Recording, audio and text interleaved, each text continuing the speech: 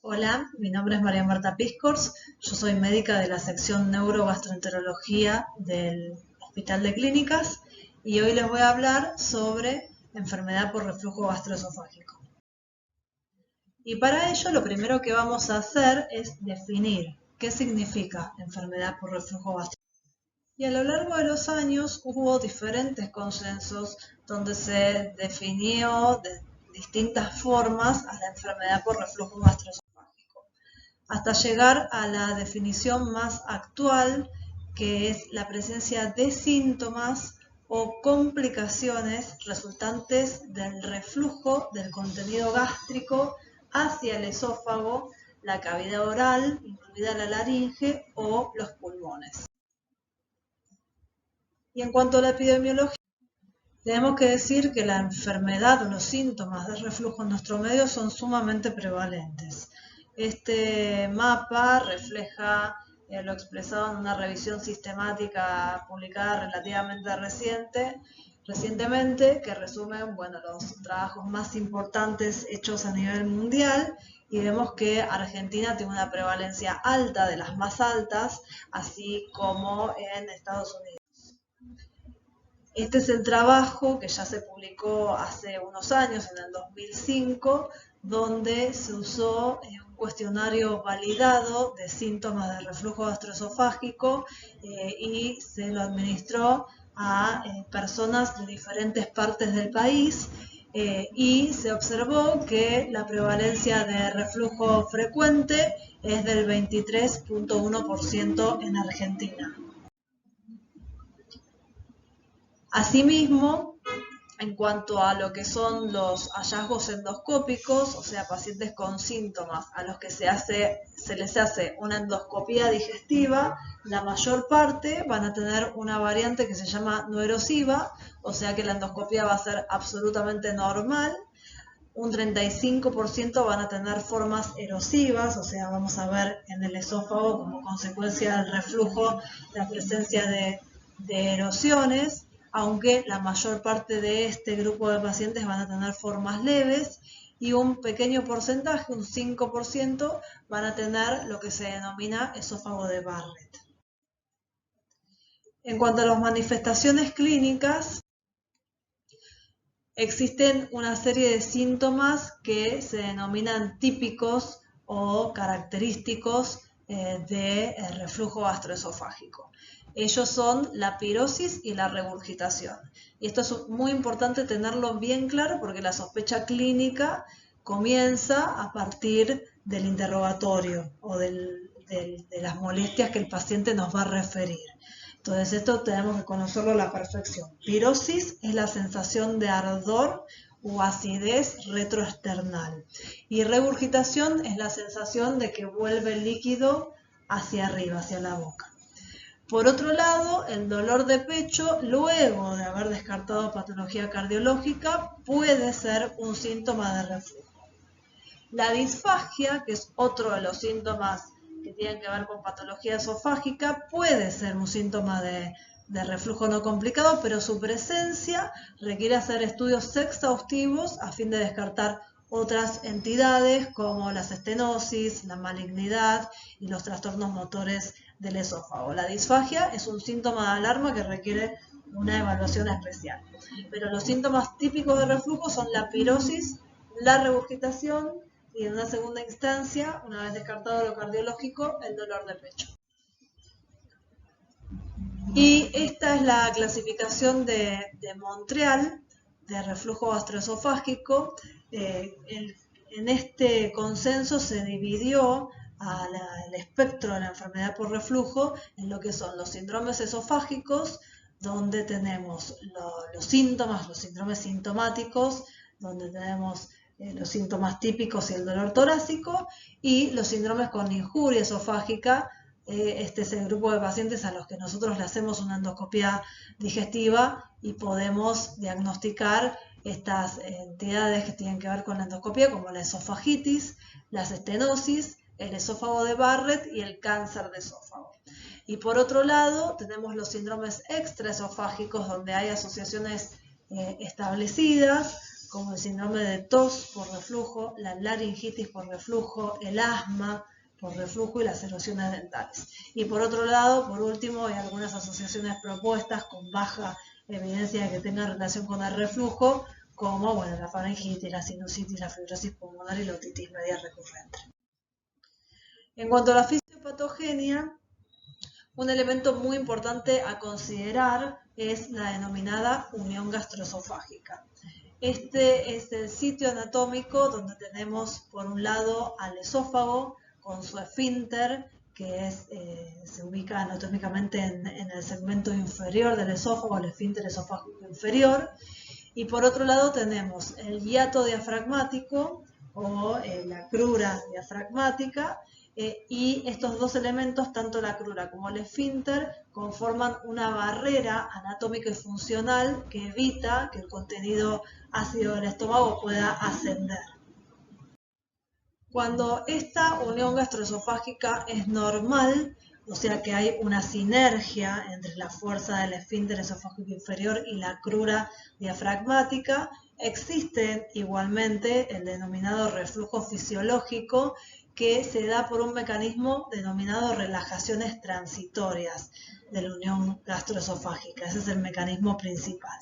Pero a medida que esa unión gastroesofágica se va alterando, se va produciendo lo que se denomina hernia hiatal evidente, se va disociando la sinergia que existe entre el esfínter y la crura, y van apareciendo los síntomas de reflujo por un lado, y los mecanismos de reflujo en este caso van a tener que ver no solamente con las relajaciones transitorias, sino por la alteración propiamente dicha de la unión gastroesofágica.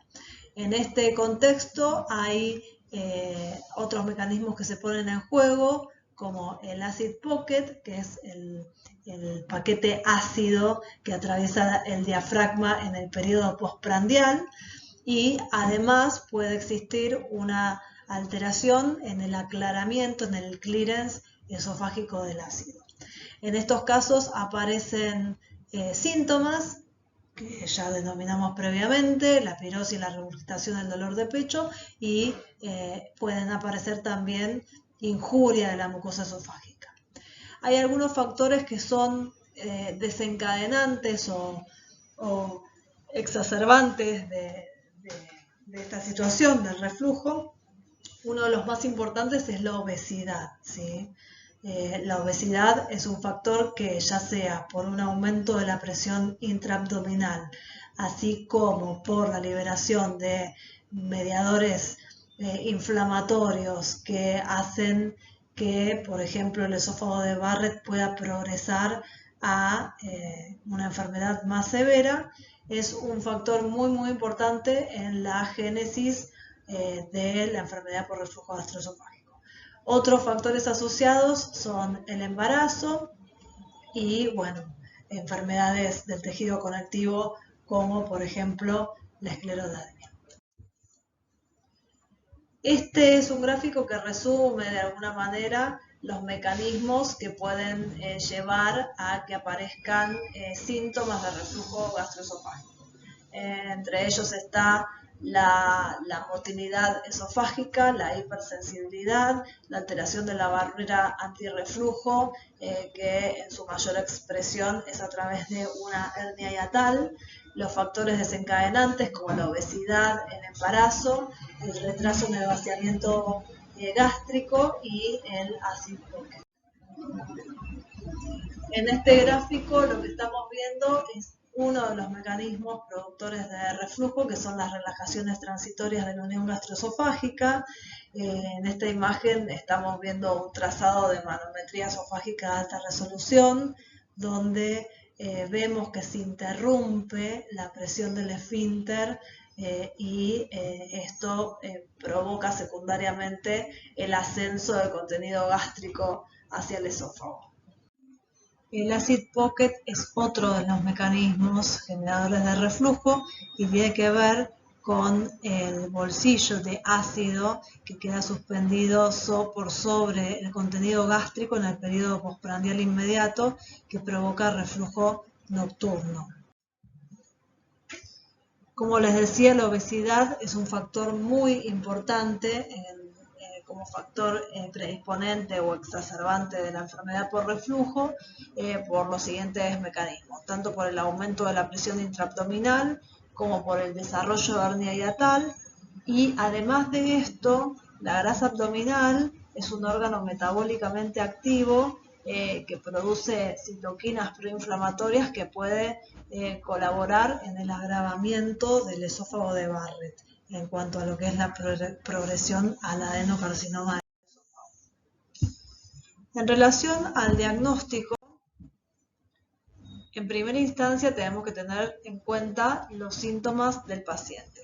Los síntomas típicos, tanto la pirosis y la regurgitación, tienen una sensibilidad moderada para el diagnóstico de enfermedad por reflujo del 30 al 76% y una especificidad que va del 62 al 96%. Por otro lado, habitualmente en la práctica clínica, ante la presencia de estos síntomas, se suele administrar de manera empírica tipo de drogas que se llaman inhibidores de la bomba de protones, de las cuales más adelante vamos a hablar. Esta práctica para el diagnóstico de reflujo tiene una sensibilidad relativamente baja también del 78% y una especificidad del 54%. Los estudios radiológicos se usaban en la antigüedad para hacer diagnóstico de reflujo, pero la sensibilidad para detectar cambios de la mucosa esofágica como la esofagitis es muy baja, y además de esto, la presencia durante el estudio radiológico de reflujo espontáneo o provocado, hay una maniobra en la que se le aumenta la presión intraabdominal al paciente comprimiéndole el abdomen, no son maniobras adecuadas o técnicas adecuadas para hacer diagnóstico de reflujo. En la actualidad, los estudios radiológicos no se realizan para hacer diagnóstico de enfermedad por reflujo gastroesofágico, salvo que el paciente refiera disfagia, que en ese caso se usa para descartar fundamentalmente estenosis. Uno de los estudios más importantes en lo que es la valoración del paciente con síntomas de reflujo es la endoscopia digestiva. Para ello es importante suspender los inhibidores de la bomba de protones por lo menos 15 días previos al estudio. Y este es un estudio por el que tenemos una visión directa de todo lo que es el tubo digestivo superior. En este caso lo que nos interesa es el esófago, la evaluación de la mucosa del esófago, la valoración de la unión gastroesofágica bajo visión directa y en retroflexión, y esto nos sirve para definir los diferentes fenotipos, ¿sí?, que nos van a determinar distintas normas de manejo. Los hallazgos endoscópicos asociados al reflujo son, por un lado, la esofagitis erosiva, por otro lado, las estenosis, que son estrecheces del esófago, y por otro lado, el esófago de Barrett, que es la complicación más severa del reflujo. Igualmente, como les dije en la sección de epidemiología, lo más común es encontrar una mucosa de aspecto normal. A esto se le denomina enfermedad por reflujo no erosiva. Acá podemos ver la visión endoscópica de la mucosa del esófago. Esta es la clasificación de esofagitis erosiva, que es la clasificación de Los Ángeles en sus diferentes grados, ¿sí? El grado A es cuando tenemos una erosión menor a 5 milímetros, grado B mayor a 5 milímetros y grado C o D cuando ya abarcan más o menos del 75% de la circunferencia. Esto, como les dije previamente, en cuanto a los hallazgos endoscópicos, lo habitual es encontrar una forma no erosiva, en un 60% de los casos, según este estudio hecho acá en Argentina, y menos frecuentemente la enfermedad erosiva y, por último, el esófago de Barrett. Como les decía, uno de los elementos importantes cuando uno solicita o realiza una endoscopía es hacer esta maniobra que se llama retroflexión, donde nosotros podemos valorar desde el cardias la unión gastroesofágica, ¿sí? A esto se le denomina clasificación de Hill, que categoriza la fuerza en la que el endoscopio es apretado por justamente la unión gastroesofágica. Otro de los estudios que se realizan en pacientes que no responden al tratamiento, ¿no? Esto ya no es para todo el mundo, sino para pacientes que son refractarios al tratamiento y que necesitamos hacer un diagnóstico bien preciso para definir cuáles van a ser el manejo ulterior, es la manometría esofágica. La manometría esofágica es un estudio que sirve para localizar el esfínter esofágico inferior cuando yo voy a hacer estudios de reflujo propiamente dicho, que ahora los vamos a ver cuáles son. Es obligatoria si se está considerando realizar una cirugía como tratamiento del reflujo, porque es fundamental descartar trastornos motores del esófago que contraindiquen el tratamiento quirúrgico, ¿sí? Ya sea una calasia o una hipomotilidad severa del esófago. La manometría esofágica, entonces, además de valorar todo lo que es la motilidad del esófago, nos sirve para evaluar la unión gastroesofágica, porque en la manometría yo puedo identificar exactamente las zonas de alta presión que representan el esfínter esofágico inferior y la crura diafragmática. Y el patrón de oro para el diagnóstico de reflujo es el denominado monitoreo ambulatorio de reflujo. Tenemos diferentes métodos para medir el reflujo. Uno es este estudio que se llama impedanciometría con pH-metría. En este estudio se combina un sensor de pH que está ubicado en el extremo inferior de la sonda y varios sensores de impedancia. Y este estudio lo que mide es la exposición ácida en el esófago por un lado y por otro lado el tránsito del bolo, o sea, el movimiento del líquido o del aire a través del esófago, tanto en sentido anterógrado como retrógrado. En estas imágenes, por ejemplo, vemos en la figura de la izquierda un trago, vamos viendo cómo la impedancia va descendiendo en sentido anterógrado a medida que el líquido se va moviendo a lo largo del esófago, y en la figura de la derecha un episodio de reflujo.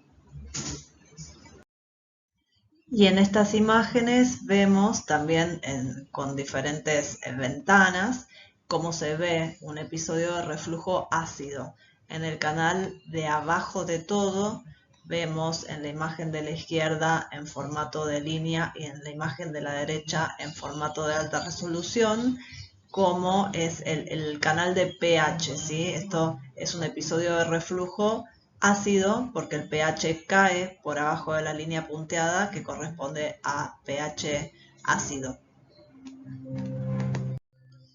Y en esta otra imagen vemos un episodio de reflujo no ácido porque el canal de pH no cae por abajo de 4, que como les dije es la línea punteada.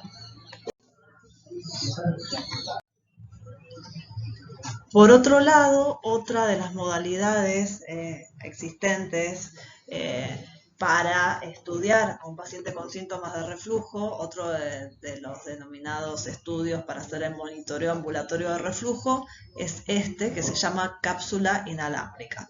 Este es un estudio muy interesante, es más nuevo, es más innovador, porque lo que se hace es colocar durante la endoscopía una cápsula que se coloca a 6 centímetros por encima de la unión gastroesofágica, que queda adherida al epitelio del esófago hasta 96 horas, y esta cápsula lo que hace es detectar pH, o sea, se puede tener un registro de una pH-metría prolongada de hasta 96 horas. Y además de esto, se evalúa la asociación entre los síntomas que va percibiendo el paciente y la caída o no del pH. Bueno, entonces con todos estos estudios, en el monitoreo ambulatorio de reflujo, ¿cuáles son los parámetros que medimos? Por un lado, la exposición ácida, que es el tiempo en el que el pH está expuesto a ácido, que es un pH de menos de 4. Esto se define de la siguiente forma. Cuando ese tiempo en el que el esófago, en el que el pH es menor a 4, es más del 6%, eso es anormal. Si es menos del 4% es normal y entre 4 y 6 es una zona gris en la que necesitamos de otros elementos para hacer el diagnóstico no de reflujo. Por otro lado, cuando hacemos impedanciometría, no en la cápsula de pHmetría, solamente en la impedanciometría podemos medir el número de episodios de reflujo. Esto es el número de veces que el contenido del estómago sube hacia arriba, hacia el esófago, y menos de 80 es normal. Y por último, medimos la asociación sintomática, o sea, la relación temporal que hay entre los episodios de reflujo, ya sea medidos por caída de pH o por justamente los episodios de reflujo vistos en la impedanciometría, y los síntomas que va registrando el paciente en el equipo. Y esto es un resumen de, del consenso de Lyon, que es el último consenso más importante sobre reflujo gastroesofágico, que ellos clasificaron a la enfermedad por reflujo en base a los hallazgos endoscópicos y al monitoreo ambulatorio de reflujo. Entonces, cuando nosotros tenemos una endoscopía con una esofagitis severa, Los Ángeles C o D, o un esófago de Barrett o una estenosis péptica, ya podemos definir que eso es una evidencia suficiente para decir que el paciente tiene reflujo patológico. Por otro lado, cuando la endoscopía es normal o tiene una esofagitis leve, necesitamos de otros estudios para realizar el diagnóstico. Entre esos otros estudios, el monitoreo ambulatorio de reflujo, si tenemos una exposición ácida de más del 6%, eso es reflujo. Si tenemos una exposición ácida de menos del 4%, entonces el paciente no tiene reflujo. Y bueno, hay un área gris que cuando la exposición ácida está entre 4 y 6 y tenemos entre 40 a 80% de episodios de reflujo. A continuación voy a hablar sobre el manejo de la enfermedad por reflujo gastroesofágico. Y en relación a esto, tenemos que decir que aunque en general los médicos recomendamos hacer modificaciones en el estilo de vida y restricciones estrictas en la dieta, hay poca evidencia que avale estas recomendaciones. Entonces, esto se tiene que limitar a una dieta saludable, evitar o moderar los alimentos o las actividades que desencadenen los síntomas. Sí, es muy importante el control del peso, ya que hay varios estudios ya que demostraron una relación entre el sobrepeso, la obesidad y la enfermedad por reflujo. Y además hay evidencia de que la reducción de peso, aunque sean unos pocos kilos, ayuda a disminuir los síntomas de reflujo. Acá vemos, bueno, uno de los estudios publicados donde mostraron que una pequeña disminución del índice de masa corporal en mujeres llevó a un 40% de reducción del riesgo de reflujo.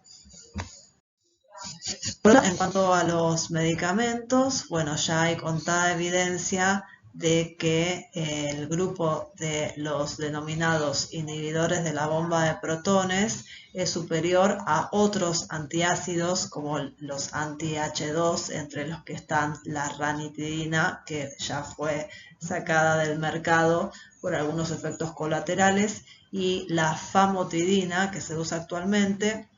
O sea, hay metaanálisis y revisiones sistemáticas que ya mostraron la superioridad de los inhibidores de la bomba de protones.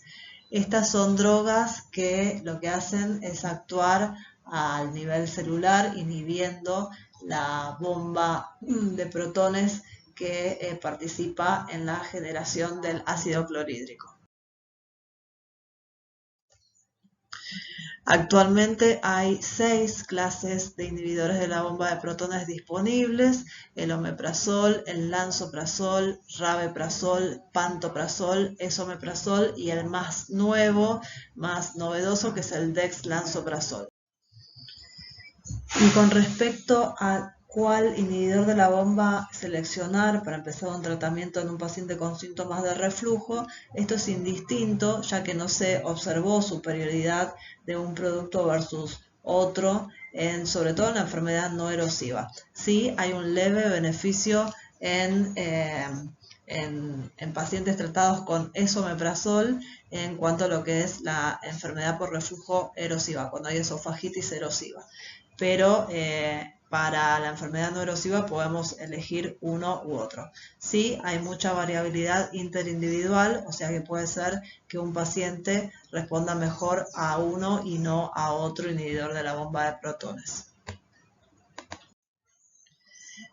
Otra cosa importante es el momento del día en el que se administran los inhibidores de la bomba de protones, porque estos son medicamentos que tienen que administrarse lejos de las comidas. Habitualmente los solemos indicar media hora antes del desayuno. Y el dexlansoprazol, que es la última formulación lanzada al mercado, tiene una ventaja en cuanto a la farmacocinética porque tiene una liberación dual que lo que permite es mantener el efecto antiácido durante más tiempo. Entonces, con respecto a las recomendaciones de manejo, hay que mantener el tratamiento de manera permanente con inhibidores de la bomba de protones en pacientes que tienen complicaciones secundarias al reflujo, como la esofagitis erosiva en la forma severa, los ángeles COD y el esófago de Barrett. Esto es porque en este grupo de pacientes hay una recidiva al suspender la medicación de prácticamente el 100% en un lapso de 6 meses. Por otro lado, los pacientes que tienen enfermedad no erosiva se pueden manejar perfectamente con lo que se llama tratamiento a demanda. O sea, se mantienen los inhibidores de la bomba de protones durante 4 a 8 semanas. Después se hace lo que se denomina un step down, que es un descenso paulatino de la medicación hasta que el paciente quede sin medicación y que lo use solamente cuando tiene síntomas o cuando va a hacer algo que va a desencadenar los síntomas, o en su defecto que quede con la menor dosis necesaria para controlar los síntomas. Con respecto a los proquinéticos como el mosapride o el itopride o el procalopride, actualmente se sabe que si no existe de manera concurrente una alteración de la motilidad del estómago que se llama gastroparesia, no hay un rol claro de este tipo de medicamentos en pacientes con enfermedad por reflujo, por lo que no están recomendados. Y en última instancia tenemos la opción quirúrgica. La cirugía está indicada en pacientes que quieran discontinuar la medicación o que tengan falta de adherencia o que tengan efectos colaterales importantes por los medicamentos y fundamentalmente en pacientes que tienen hernia hiatal gigante o enfermedad por reflujo refractaria documentada. En estos pacientes es muy importante que el reflujo esté bien documentado y que además de esto tengan hecha una manometría esofágica para descartar trastornos motores mayores del esófago. La técnica quirúrgica es una funduplicatura que se hace habitualmente por vía laparoscópica, que se llama cirugía de Nissen, y esta es una cirugía que puede tener algunas complicaciones como el síndrome de hinchazón postprandial, la disfagia a sólidos que suele resolverse dentro de los 3 meses y la diarrea. Otra de las alternativas quirúrgicas, que acá en Argentina no la tenemos disponible, es la colocación de un esfínter magnético. Este es un esfínter que tiene la capacidad de dilatarse y contraerse según las necesidades lo que se hace es colocarlo por fuera a nivel del esfínter esofágico inferior. Muchas gracias por su atención.